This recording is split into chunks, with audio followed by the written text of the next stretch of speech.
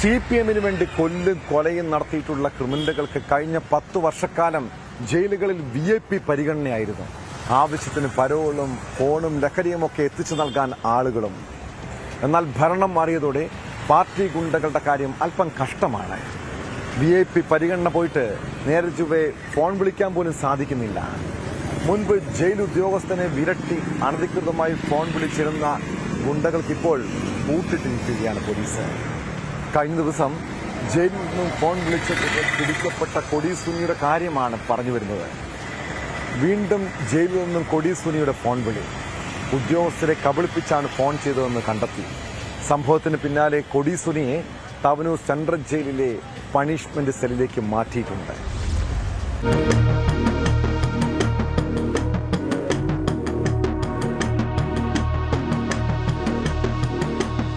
Jail വകുപ്പ് അന്തേവാസികൾക്ക് phone വിളിക്കാൻ നൽകിയ സൗകര്യം കൊടിസുനി ദുരുപയോഗപ്പെടുത്തുകയായിരുന്നു.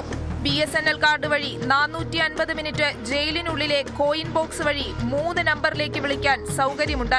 ഈ 3 നമ്പറുകൾ മുൻപേ അധികൃതർക്ക് നൽകിയതാകണം. ഈ വിളികൾ ജയിൽ അധികൃതരുടെ കർശന നിരീക്ഷണത്തിലാണ്.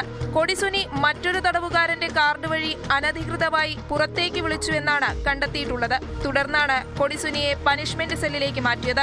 ഒറ്റയാൾ മാത്രമുള്ള ഈ സെല്ലിൽ നിന്ന് പുറത്തിറങ്ങാൻ അനുവാദമില്ല. ഫോൺ വിളിക്കാനും കഴിയില്ല.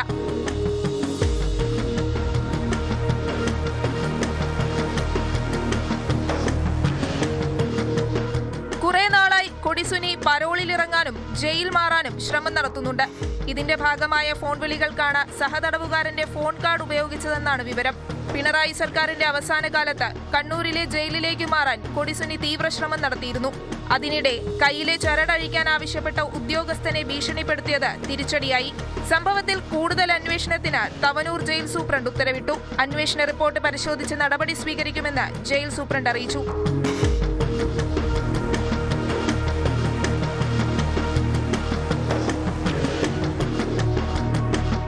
ന്യൂസ് 18 മലപ്പുറം.